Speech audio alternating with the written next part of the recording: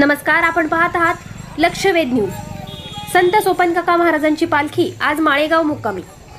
माळेगावकरांच्या वतीने श्री संत सोपानकाका महाराज पालखीचे जंगी स्वागत।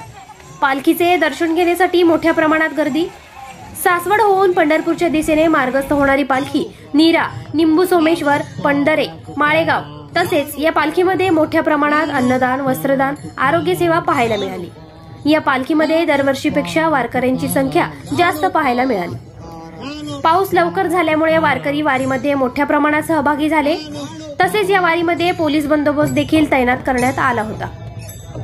तरीही पालखी आज माळेगाव येथे मुक्कामी असून उद्या सकाळी ही पंढरपूरच्या दिशेने मार्गस्थ होणार आहे।